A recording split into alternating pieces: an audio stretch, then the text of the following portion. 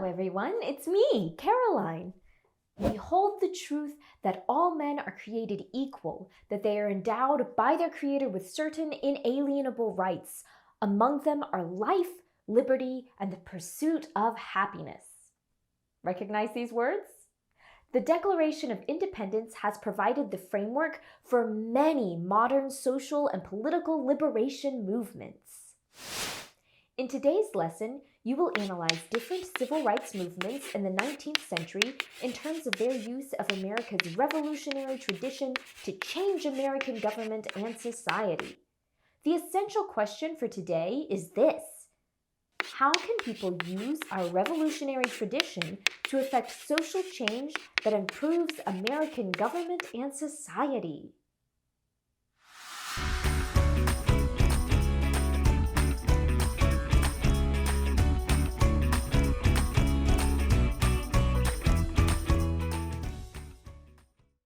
The Constitution and Bill of Rights secure for us two forms of democratic participation within our republican system.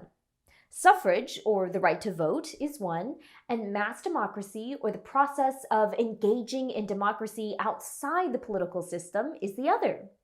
Voting is an essential right. It guarantees and sustains citizenship as a form of electoral participation.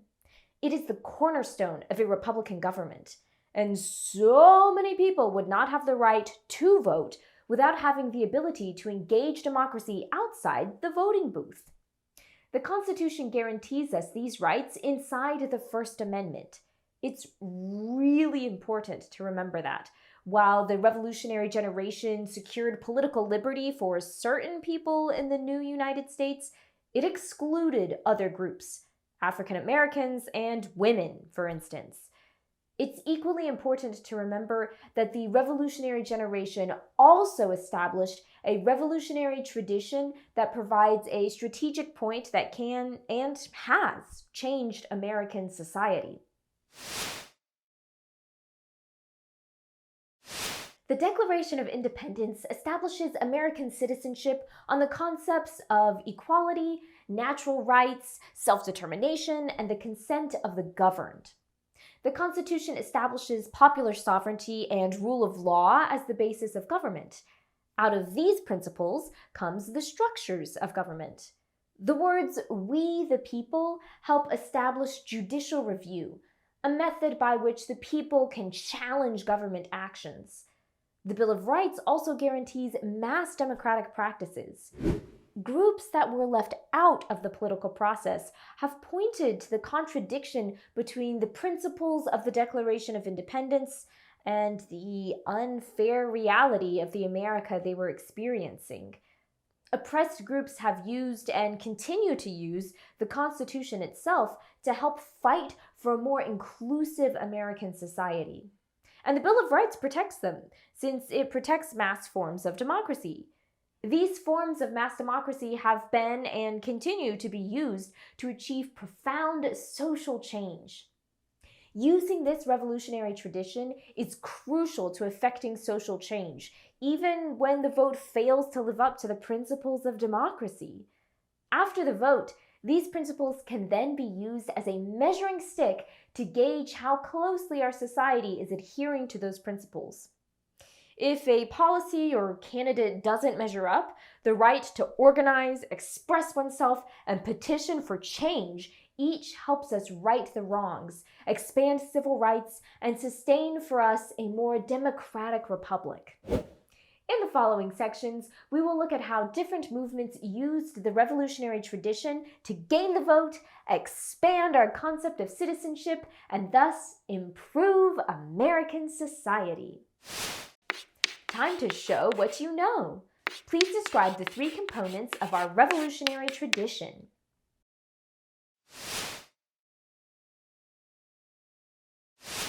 When were the seeds of the abolitionist movement planted?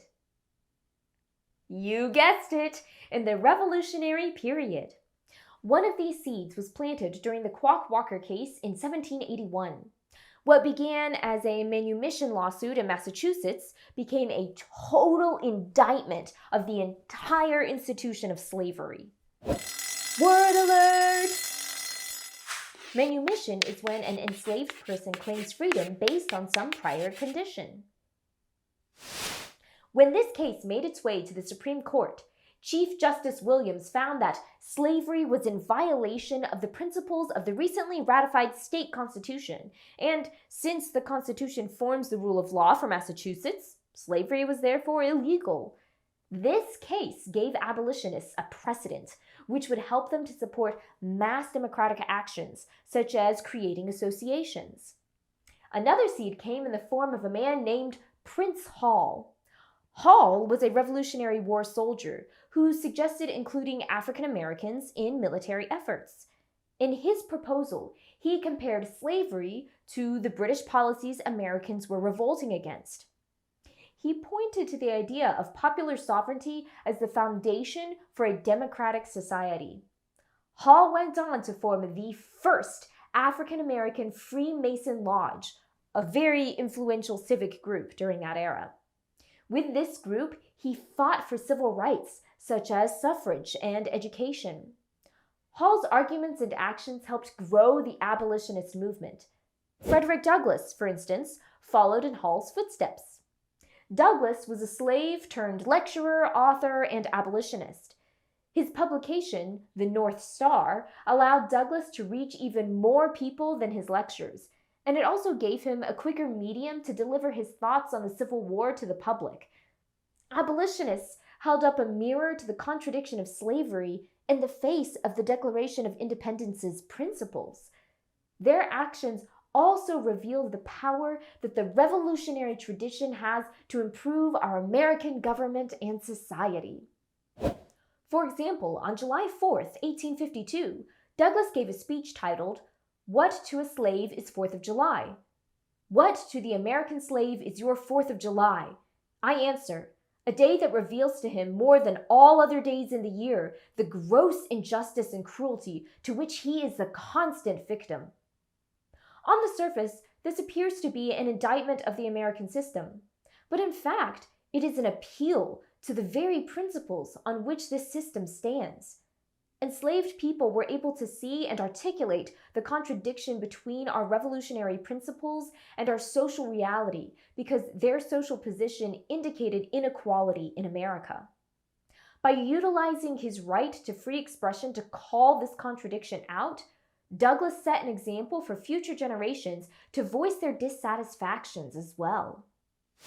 We learned in the prior lessons that the 13th Amendment ended slavery, and the 15th granted African American men the right to vote. But society was still far from completely changed. As the nation turned its eyes to industrialization, the South instituted Jim Crow, a series of laws meant to limit African American suffrage and reinstall white supremacy. And so, another series of events would need to take place in order to evolve American society in the direction of extending civil rights to more people. It's time to show what you know. Grab a writing tool and let's do this. First, in the Quock Walker case, why did the Chief Justice declare slavery illegal? Next, what principles does his ruling represent? What series of British laws did Prince Hall compare slavery to? What was the abolitionists' vision for America based upon?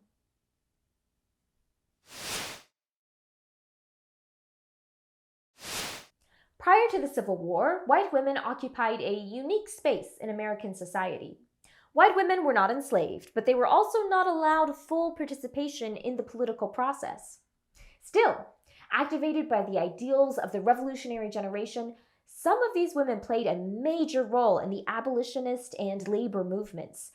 These movements almost always contained their own contradictions, which historically revolved around the issue of female leadership and suffrage. After the Civil War, many women found their political voices in three social reform movements: the temperance movement to ban alcohol, the labor movement, and the women's suffrage movement, which centered on securing for women the right to vote. To find out more about these movements, be sure to explore the PDF. It's that time again!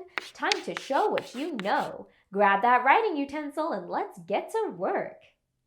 What issues were women's groups involved in during the industrial era? Great! Now on to the essential question.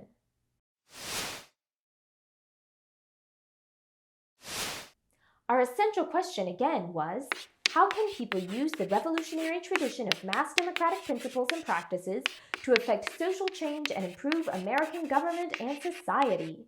But hold up there, Buster. We'll provide some guidance on this one. To answer the above question, answer the following. Once you have answered these, you can use your answers to support an answer to the essential question. First, in the Clock-Walker case, why did the Chief Justice declare slavery illegal? Second, what principles does his ruling represent? Third, what issues did Prince Hall compare slavery to? Fourth, what principles did he point to in his condemnation of slavery? Fifth, based on the quote by Frederick Douglass, why were enslaved people able to see and articulate the contradiction between our revolutionary principles and our social reality? Finally, what practices did women leaders rely on to push their causes forward? Now use those answers to answer the essential question. Go for it!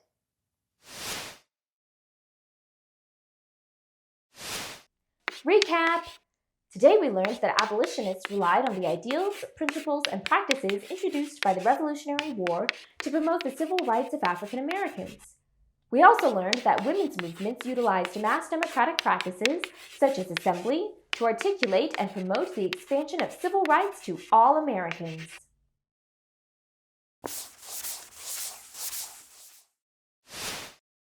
And that's it for us today.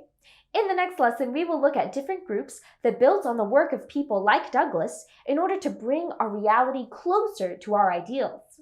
Take care, and as always, remember to vote, debate, and participate. Hey, hey.